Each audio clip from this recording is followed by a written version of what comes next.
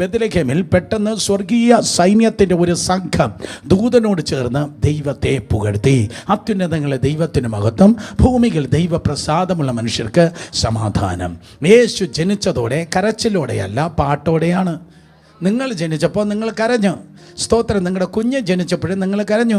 Medical ഡിപ്പാർട്ട്മെൻറ്റിൽ ജോലി ചെയ്യുന്ന എല്ലാവർക്കും അറിയാം, കുട്ടി ജനിക്കുമ്പോൾ കരയും. കരഞ്ഞില്ലെങ്കിൽ അതിനെ കരയിപ്പിച്ചിരിക്കും. അത് കരഞ്ഞില്ലെങ്കിൽ എന്തോ പ്രോബ്ലമാണ്. പക്ഷേ യേശു കർത്താവ് ജനിച്ചപ്പോൾ കരഞ്ഞു എന്നല്ല വേദപുസ്തകം പറയുന്നത്, ദൂതന്മാർ പാടി എന്നാണ് സ്തോത്രം ദൈവവചനം പറയുന്നത്. അർത്ഥം, യേശു നിങ്ങളുടെ ജീവിതത്തിൽ വന്നാൽ നിങ്ങളുടെ വിലാപങ്ങളെ നൃത്തമാക്കി തീർക്കുന്നവനാണ് യേശു. സോ യേശുവുള്ള ജീവിതം പാട്ടോടെ തുടങ്ങുകയാണ്.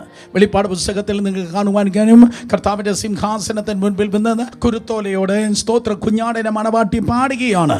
ഒരിക്കൽ കൂടെ പാട്ടോടെ ജീവിതം തുടങ്ങി അവസാന പാട്ടിൽ നിത്യതയിൽ അവസാനിക്കുന്നതാണ് യേശുവുള്ള ജീവിതം. അല്ലാതെ അയ്യം വിളിക്കുന്നതല്ല. അയ്യോ, നോ. കാരണം ക്രൂശിൽ യേശു അയ്യോ പറഞ്ഞില്ല. അതുകൊണ്ട് നമുക്ക് ഈ ലോകത്തിൽ അയ്യം വിളിയില്ല.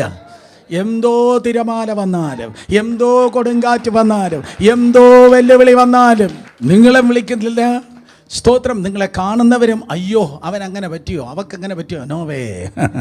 കാരണം സ്തോത്രം, ഹമാരാ പരമേശ്വർ ജിന്ദാ ഹൈ.